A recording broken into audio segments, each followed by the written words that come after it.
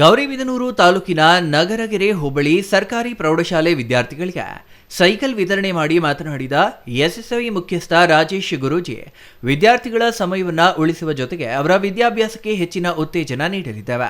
ಯಾವುದೇ ವಿದ್ಯಾರ್ಥಿ ಕೇವಲ ಸಾರಿಗೆ ಸಂಸ್ಥೆಯಿಂದ ಶಿಕ್ಷಣದಿಂದ ವಂಚಿತರಾಗಬಾರದು ಎಂಬುದು ನಮ್ಮ ಆಶಯವಾಗಿದೆ ಎಂದರು.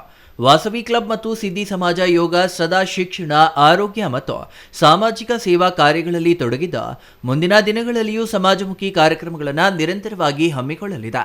ಈ ಸೌಲಭ್ಯದ ಸದುಪಯೋಗವನ್ನು ವಿದ್ಯಾರ್ಥಿಗಳು ಪಡೆದು ಉತ್ತಮ ಶಿಕ್ಷಣ ಪಡೆದು ತಮ್ಮ ಕುಟುಂಬ, ಗ್ರಾಮ ಹಾಗೂ ದೇಶದ ಹೆಮ್ಮೆಯ ಪ್ರಜೆಗಳಾಗಬೇಕು ಎಂದರು. ಇಲ್ಲಿವರೆಗೂ ಆ ಒಂದು ಸೈಕಲ್ ವಿತರಣೆಗೆ ಮಾಡಿದ್ದಾರೆ. ತದನಂತರ ಬಹಳಷ್ಟು ಗೌರ್ಮೆಂಟ್ ಶಾಲೆಗಳಲ್ಲಿ ಈ ಕಾರ್ಯಕ್ರಮಗಳನ್ನು ಬೇರೆ ಬೇರೆ ರೀತಿಯಾಗಿ ಮಾಡ್ತಾ ಇರ್ತಾರೆ.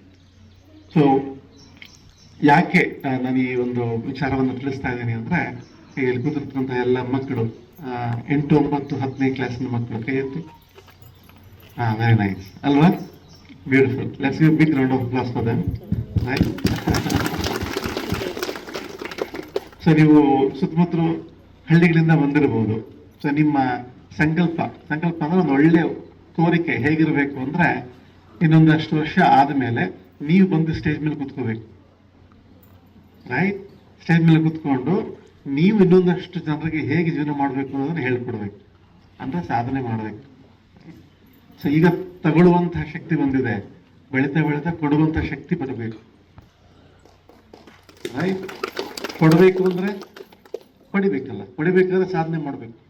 ಮತ್ತೆ ಇನ್ನೊಂದು ಪ್ರಶ್ನೆ ಕೇಳೋದು ಏನಪ್ಪಾ ಅಂದ್ರೆ, ನಾವು ಆನಂದವಾಗಿದ್ರೆ ಎಲ್ಲ ಪ್ರಾಬ್ಲಮ್ಸ್ ಸಾಲ್ವ್ ಆಗ್ಬಿಡುತ್ತಾ ಗುರೂಜಿ ಅಂತ ಕೇಳಿದ್ರು. ಯಾರು ಹೇಳಿದ್ರು?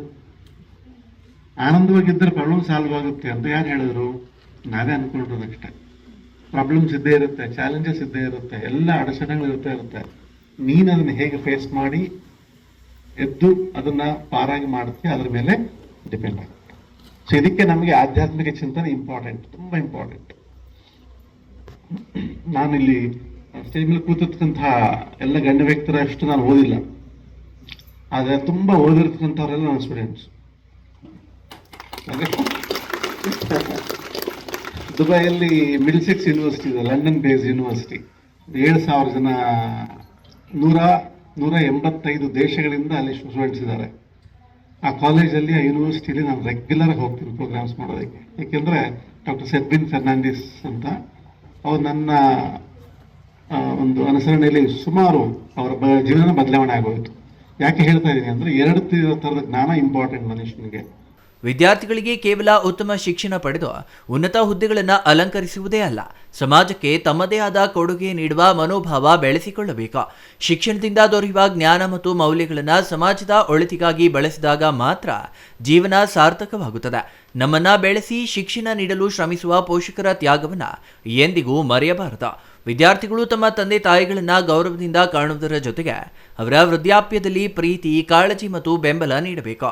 ಪೋಷಕರನ್ನ ನೋಡಿಕೊಳ್ಳುವುದು ಪ್ರತಿಯೊಬ್ಬರ ಕರ್ತವ್ಯವಾಗಿದ್ದು, ಅದೇ ನಮ್ಮ ಸಂಸ್ಕೃತಿ ಮತ್ತು ಮೌಲ್ಯಗಳ ಪ್ರತೀಕವಾಗಿದೆ ಎಂದು ವಿದ್ಯಾರ್ಥಿಗಳಿಗೆ ಕಿವಿಮಾತು ಹೇಳಿದ್ರು.